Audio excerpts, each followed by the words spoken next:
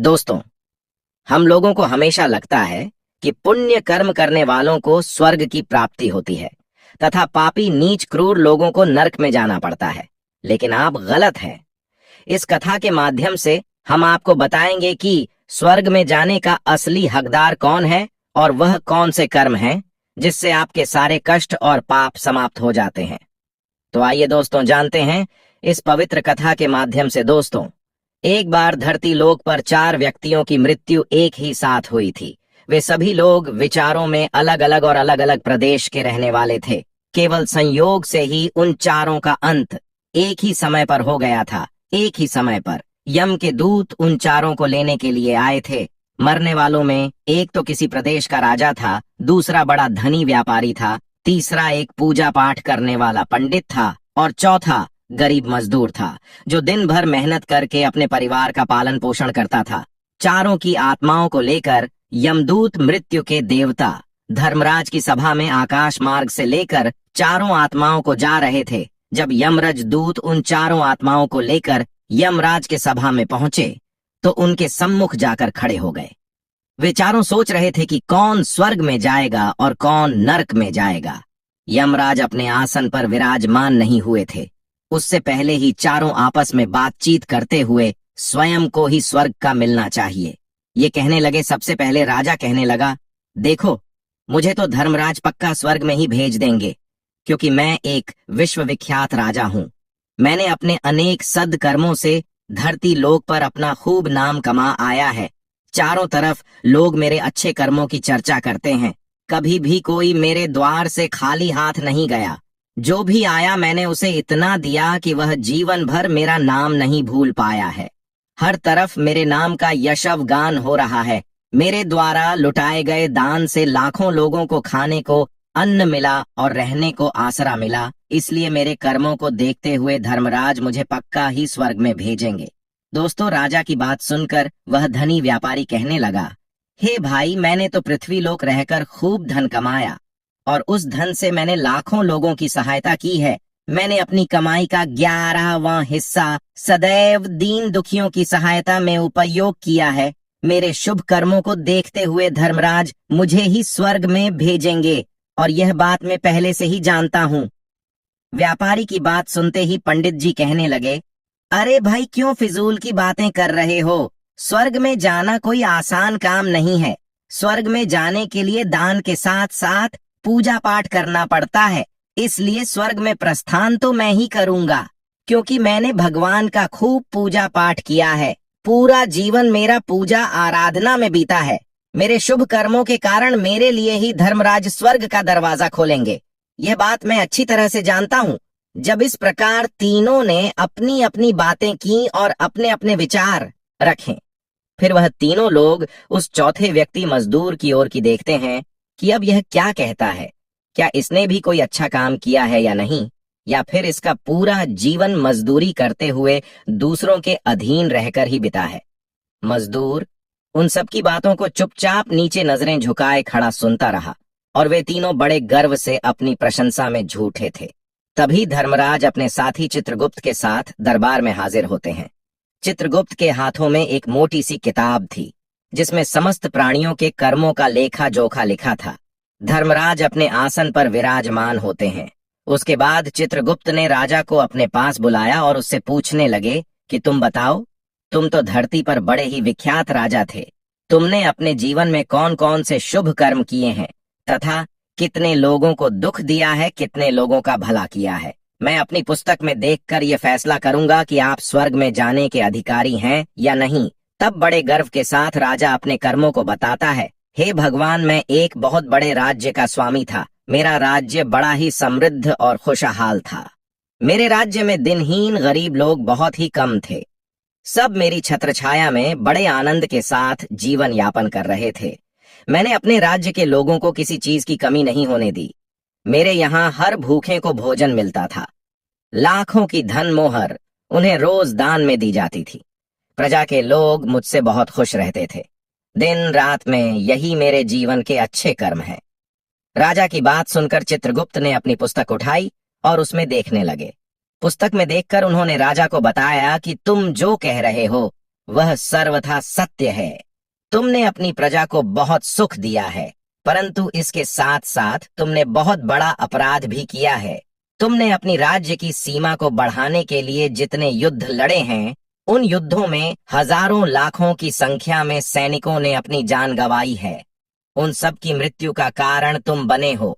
उनके परिवारों को, उनके बच्चों को अनाथ करने वाले तुम हो। उनके स्त्रियों को विधवा बनाने वाले भी तुम हो। उनकी माँ की गोद भी सुनी करने वाले तुम हो। तुमने अपने ही सैनिकों के हजारों परिवारों को हमेशा दुख दिया है।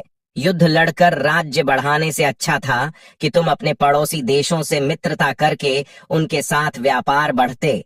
आपका राज्य तब भी समृद्ध और संपन्न रहता। तुमने अपनी प्रजा को नहीं, सैनिकों को सुखी बनाया है, इसलिए तुम स्वर्ग के अधिकारी नहीं हो। यह बात सुनकर राजा चुपचाप पीछे हो गया। उसके बाद चित्रगुप्त ने व्यापारी से पूछा, आपने धरती पर कौन कौन से अच्छे कर्म किए हैं? तब व्यापारी कहता है, हे भगवान, मैंने धरती पर जितना धन कमाया उसका 11वां भाग अच्छे कामों में लगाया।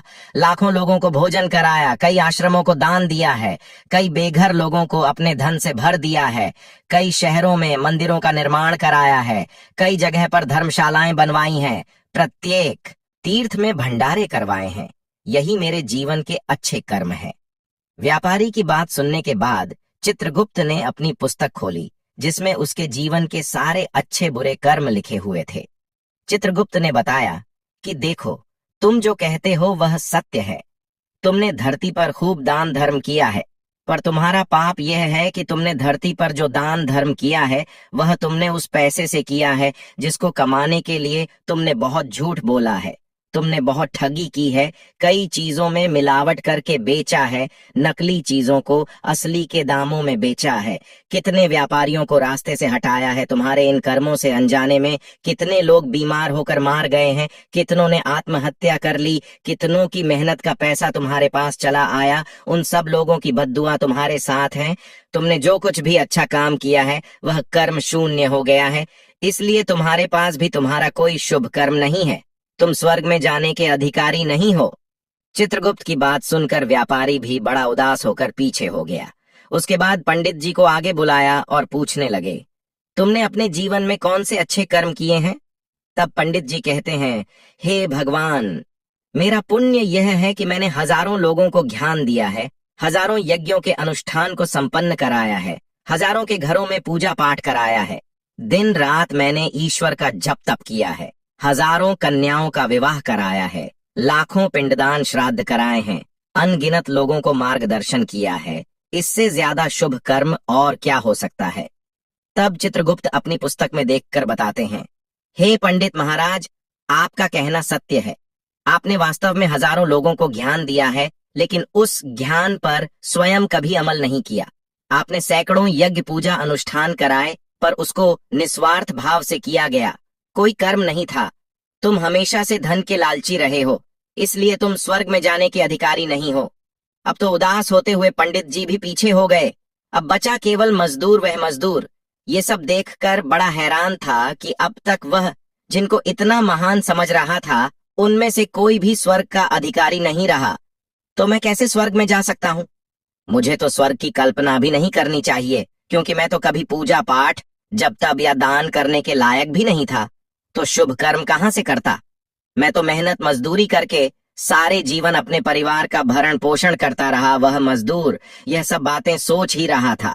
इतने में ही चित्रगुप्त ने उसे भी आवा लगा दी और उससे पूछा, किंतु वह मजदूर तो पहले से ही कहने लगा, भगवान, मैंने धरती पर एक गरीब के घर में जन्म लिया था। दान हवन पूजा पाठ करने के मैं लायक ही नहीं था, तो मैं शुभ कर्म कहाँ से करता? मैं तो अपने परिवार का पालन पोषण बड़ी मुश्किल से कर लेता था। मैं जानता हूँ भगवान कि मैं स्वर्ग में जाने का अधिकारी नहीं हूँ। मैंने धरती पर भी नरक भोगा है और आगे भी नरक में ही जाने की हैसियत है। किंतु हे प्रभु, यहाँ पर भी मेरी एक इच्छा है। मैं स्वर्ग में तो नहीं जा पाऊंगा, लेकिन मैं एक बार स्वर्ग को अपनी आंखों को झपका कर देखना चाहता हूँ। इससे अधिक मेरी कोई इच्छा नहीं है, क्योंकि मैंने ऐसा कोई कर्म नहीं किया है जो कुछ देर के लिए ही मुझे स्वर्ग में पहुंचा दे।